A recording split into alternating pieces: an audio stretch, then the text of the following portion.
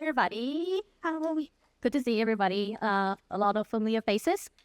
And my name is Janet Liao, Associate Director of the SNAP Center. So on behalf of our SNAP Center faculty team, I'm really thrilled to welcome you all to join today's AI workshop led by Dr. Sue Kasun. So Sue, she is one of our faculty fellows at the SNAP Center. She's also one of the three, let me see if I try to remember. One of the three Educator Preparation Program Fellows for the International Society for Technology and Education. And so she's an expert in how to use AI or GenAI specifically in higher education. So today she's going to share with us if, how, and when we should use GenAI tools in our teaching or like integrate it into our teacher education courses. So here we have the planning resources for you to do, and this is going to be a pretty hands-on workshop for everybody. So just a heads up, we are going to have another AI literacy workshop in about 2 weeks, and that's part of the SNAP Center workshop. So you'll be able to get announcement pretty soon, so probably tomorrow or next Monday. So feel free to see what you've learned today and then how you can build on your knowledge in our next workshop by the SNAP Center. So welcome. Thanks, Dr. Liao, for that kind introduction. I'm really honored to be here. And I have a plan, which is spending approximately a half an hour going over this tool that you should have a hard copy of. And if you came in and don't have a hard copy, if you might just kind of pass these around, because there's one or two folks that did just come in. This is the fruit of a year's worth of labor with a couple of other faculty fellows from Arizona State University, Janice Max at Max and Longwood University, Alicia Blackwood. I'm led under Nancy Blair Black, who's one of the ISTE education directors. And we built this tool to help faculty decide whether, when, and how to integrate GenAI in their syllabi, just as Dr. Liao said. So I want to kind of go over that, and then I want us to workshop either your own syllabus, which was announced, or we're going to have a kind of pretty common assignment that's done in writing that we can all talk through together. Okay, so either or is totally fine, and we'll kind of see when we get there. As is common in education, we spend too much time talking, and then we don't get to the good stuff. So, cut me off. But at the same time, feel free to ask questions as they might arise. This resource label can come up again, and you can copy it and grab it later if you didn't catch it at the beginning.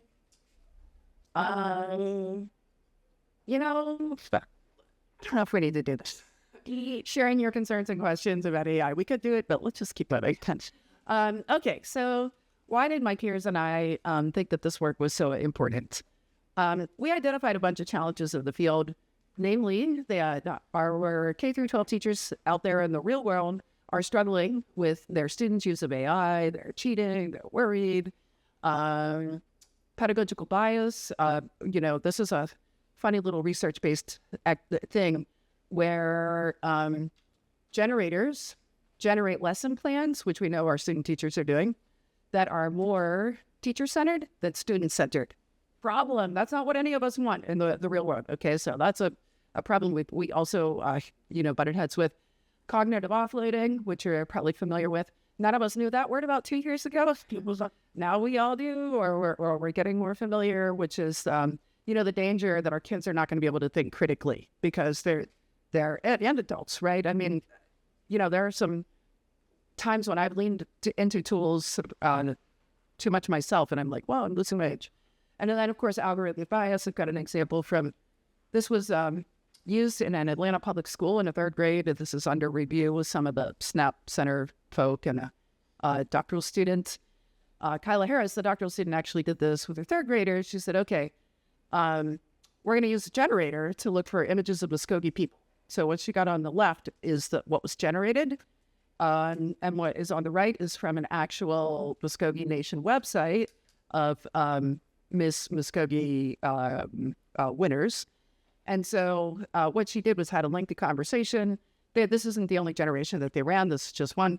But the problem here is this image, and kids all talk through this, depicts Muskogee people as dead and gone in the past, right? And if you talk to Native peoples in the United States, the last thing they want is to be perceived as dead and gone. So, this is real Muskogee people who are alive today.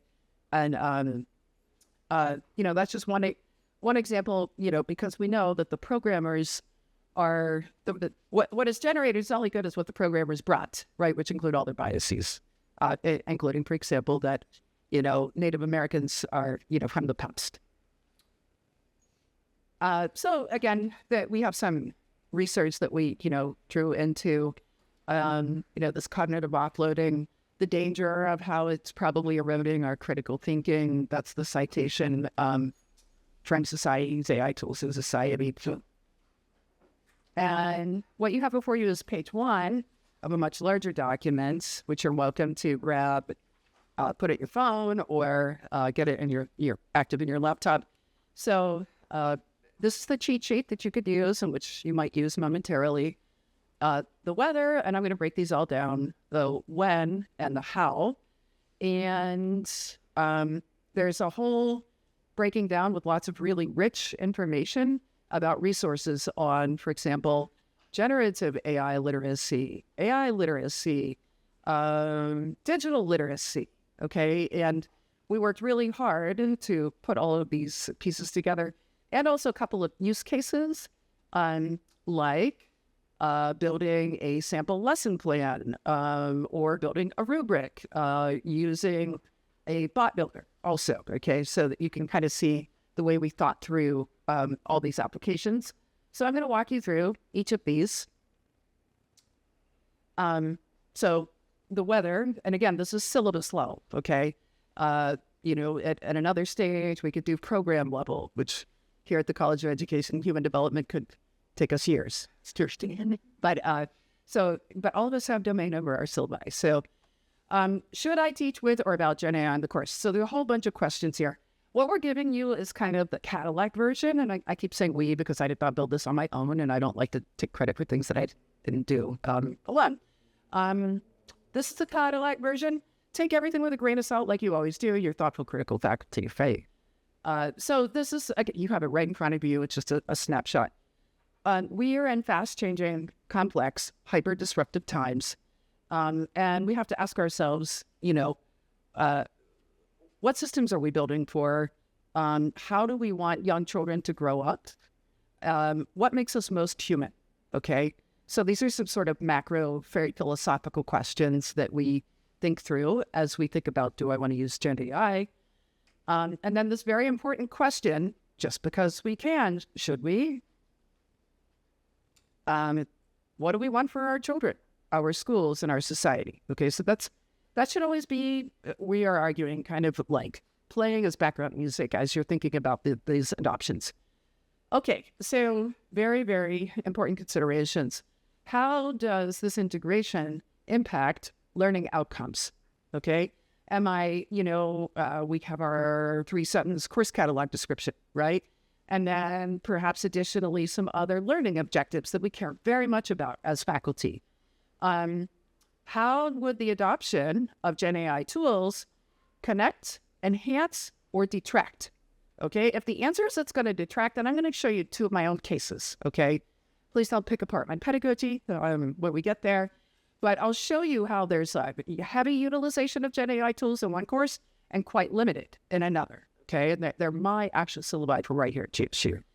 If it's going to detract, then don't do it, So if you have a course that's all the philosophy of something, one of my examples is about culture and language learners. As you might or might not imagine, I decided to err on the side of pretty limited use of AI tools, and I'll walk you through all of that.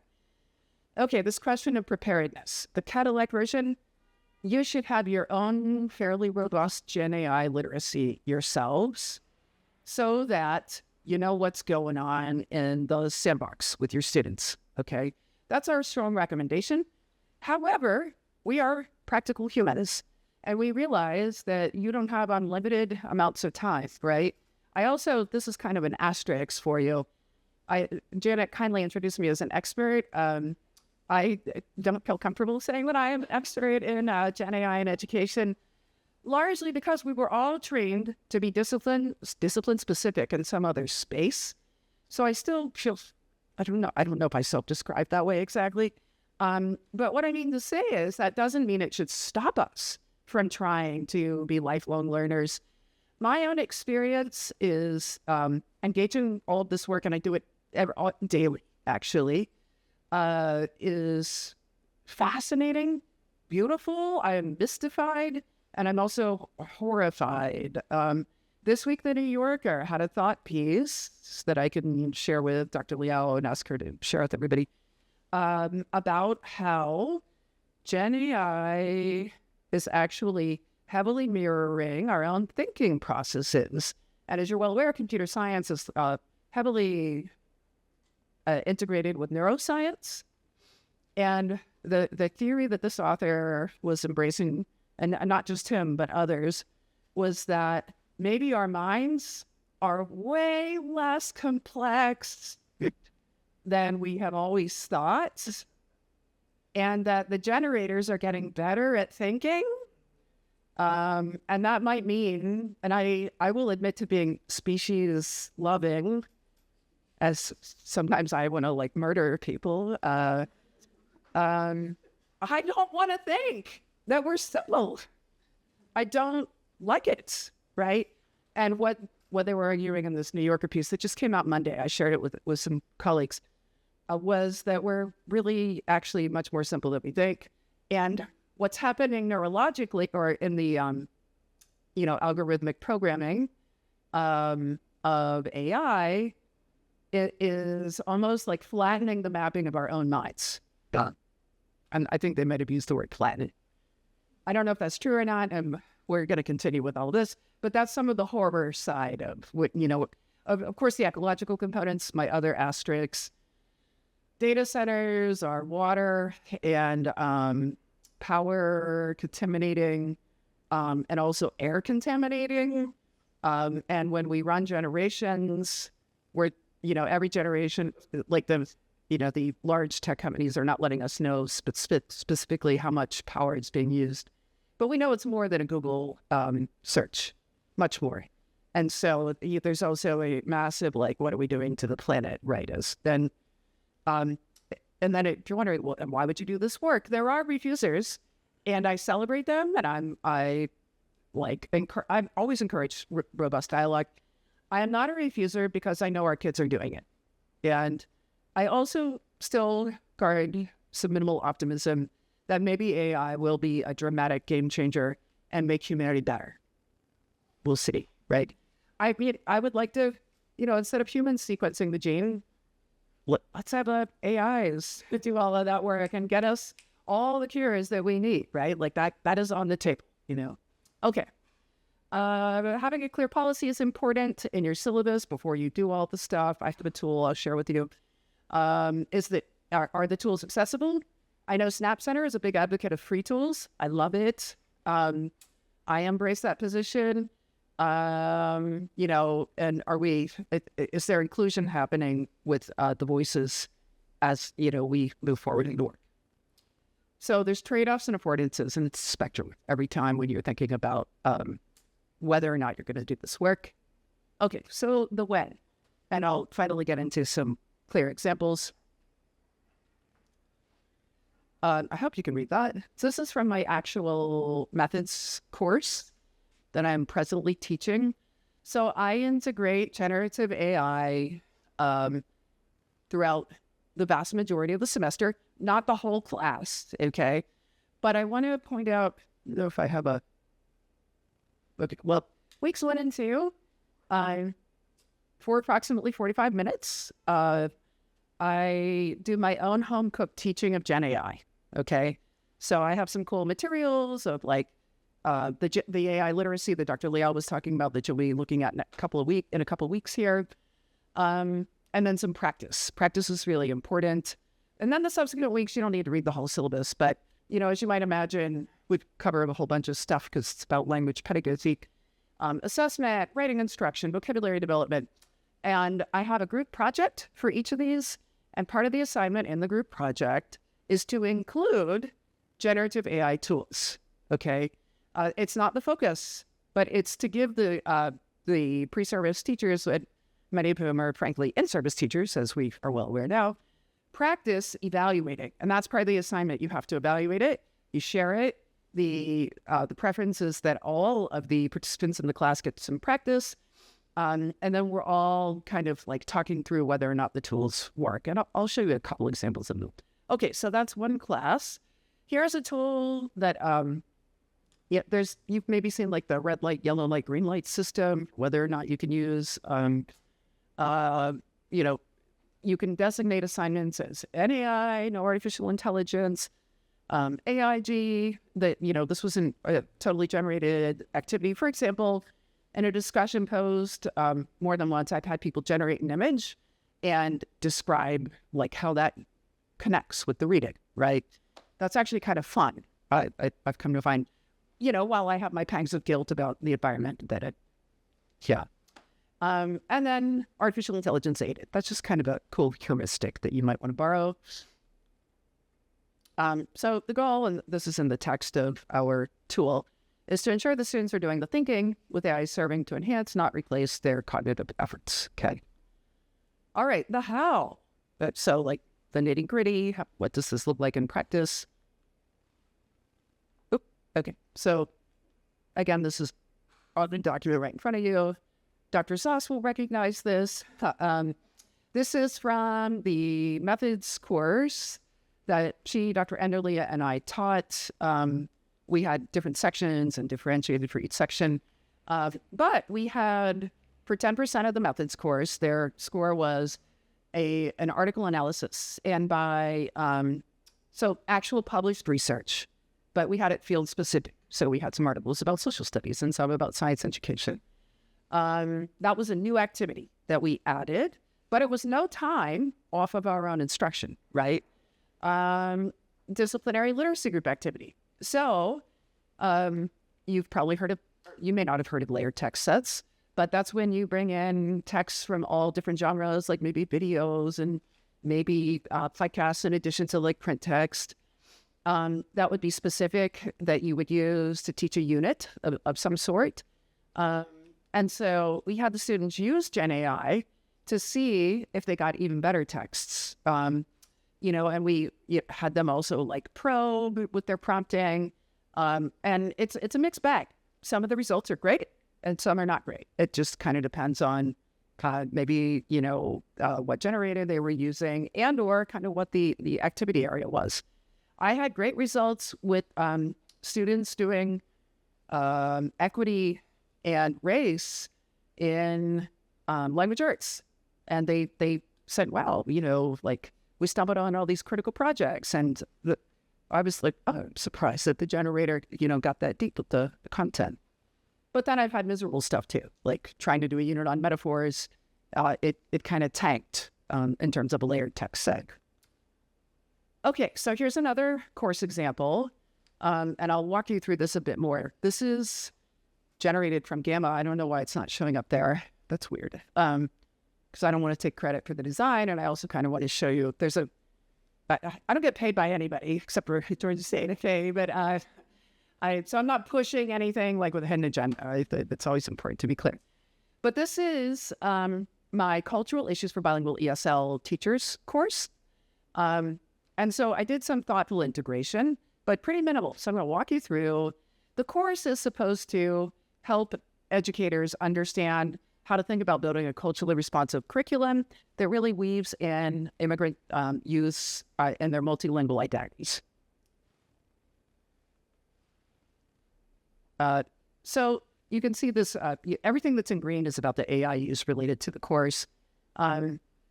So I don't integrate AI throughout. I'm just kind of strategic. So it's an 8-week course from the summer. So you can see weeks 5 and 6. So, weeks 1, we're doing critical readings, foundations, immigrant narratives, cultural theory.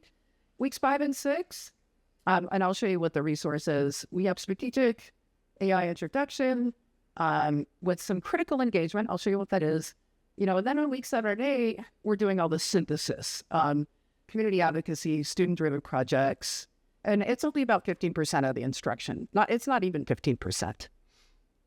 Okay, so finally we get to week 5 when they're actually going to engage a little bit of AI. So on the left are the readings that would have been there anyway, and on the right, and I'll go ahead and actually show you this. I had the students examine a white paper on ethical AI use in K-12 education. I don't know if you've seen Common Sense Media's stuff. They're highly principled. They also will rate like movies for you, like, hey, I'm a parent of a 14-year-old. Should I watch this with them? But they have all this amazing stuff. So this is a fairly long white paper. It's from like a year ago. And I'm not going to like scroll or give you too much vertigo. But they like foreground responsible AI. So I had the students read this. And now, which tab was I really in? Okay. Boop. That's pretty messy. Let's not get it like that. Yeah. There we go. It's much better. Okay. So, they were prompted to have discussions in the discussion platform about AI ethics, examining how emergent technologies intersect with equity, access, and cultural responsiveness, okay, which are large overarching goals, of course. In week 6, they, did reflections on the digital divide and algorithmic bias. And they weren't doing any generation themselves, right? Like they're just thinking about AI literacy. And then, the discussion prompts include questions like, how might AI support immigrant literacy advocacy? What challenges does AI pose to marginalized communities? And who controls these technologies? Okay. Oh, and then for their final project, there were 5 different options. And one of them was thinking critically about engaging AI tools. I will tell you that I had office hours. It was an asynchronous course, so I offered several office hours. And my students were hungry to talk about AI, and from an ethical positioning. So, I would like keep the door open and the virtual door, right? It was online for a really long time. And like, oh, let me show you this tool. Well, look at how this one works. And they're like on the edge of their seat, like, can you give me more? Research is showing that our university students all over the United States and probably globally are hungry for guidance. So, like, why am I doing this? Part of it is because I want to be part of the solution so that they're not out in the wild just using stuff, okay? My 6th grader, when I was taking him to school today, I asked him, have you used any GenAI at school at all? He's at APS. Not at all. He's never generated an image. We were talking about it because I told him what I was going to do today. And I'm shocked at how little he knows. He said, but what I don't like is that they cut off ChatGPT. So he's never used ChatGPT. And the other child is 14 at North Atlanta High School, refuses to use GenAI for ethical purposes, right? I encourage them to be free thinkers, as you can tell. Okay, so we want to time it purposefully. I didn't start with AI because I didn't want the whole course to be AI. There's still, like, in this particular course, like this really like focusing on the cultures. It's a balanced perspective. I'm not a big evangelist for GenAI. And then, providing space for the students to have agency with how they use it. So technology is a tool, not a driver. I got a couple resources that I can suggest out loud. If you're going to pre-teach, I don't think everybody should like do their own Gen AI literacy, because I think that's a waste of all of our energy to all become experts. Google Education has a cool 2-hour module that could probably be enough to get you trained up. ISTE, we are part of the ISTE Educator Preparation Program Pledge here at Georgia State. For free, you can integrate a 5-hour module into your course. It's pretty well designed. So far, I've been really happy with all of their products. And you could integrate that into any of your teacher prep courses, okay? Common Sense Literacy also has modules for you. They also have beautiful lesson plans to teach at the K-12 level, okay? And they've got them differentiated by early elementary, middle, second, middle level, and high school level too. And like, you know, they've got like, what's your digital footprint going to be? They've got stuff about bullying, you know, all the things that we care about. Like, I would love for ELA to spend English language arts to spend half the time just doing digital literacy. I think our kids would be way better off than, I don't know, I'll just stop there. I love English language arts. I love to read and write. Okay. We also need to think about like, what tools are we going to use? We want to decide on the right tool, not the simplest one. Just because you have a subscription to ChatGPT doesn't mean that's what you should be using for the purposes with your students, okay? So for instance, this is another one that Dr. Zoss may have been there for with Dr. Enderle. We talked about this concept of unpacking the standard, okay, which I just like, tell me more. And so what we did was we compared Magic School. This is being used by probably a couple million teachers throughout the United States. Districts pay for licensing for Magic School. You can run rubrics. You can do like report card responses. I don't love it. I feel like the training data were pretty thin. And so I said, you know, maybe we should compare unpacking the standard with how the science standard we have in NGSS up here would look with Claude. And indeed, the science education expert agreed that Claude did a better job. Magic School was fine, but Claude was more robust and kind of more thoughtful and purposeful in terms of the lesson plan that it then provided, okay, which is what unpacking standard does. So, you know, getting a little familiarity with different tools, a little practice. So I'm an advocate of Claude. I feel like, and I've read other people with a similar sentiment, it's kind of more thoughtful. The people who left OpenAI established Anthropic, which it runs Claude.ai. And they largely left for ethical reasons. So, you know, make of that what you might. But I use Gemini a lot too, which is the Google tool. And I pay for Gemini and I don't pay for Claude. So partly because our students are into the Google ecology, right? Our pre-service teachers. Really important, getting our pre-service teachers to do pointed reflection. I had a Russian teacher here on a Fulbright. We work with these Fulbright cohorts, they're fabulous. He was a pretty early adopter, and he said, Sue, I'm getting lazy. I can tell I'm getting lazy as a teacher because I'm having most of my lesson plans generated. And he was kind of a rock star back in Moscow. Well, that's not what we want to have happen. We want our teachers to be working through ethical dilemmas, maintaining their edge, maintaining their creativity, and thinking about how it can be a thought partner, not a crutch, right? Or doing the work for them. So, you know, that some of the mechanics to consider, which are on that list of ideas there for you. Having the human in the loop. This is not my language. I don't know actually who the first, maybe Ethan Mollick, it probably wasn't him. He talks about AI as a thought partner for sure. But the human in the loop is just making sure that you've got the human evaluating all of what's being generated. And having that critical thinking and evaluation of the work. So, okay, that's the tool. Now we can practice, right? Are there questions first? Okay. So here's a question. Will anybody bring a syllabus that they want to talk through?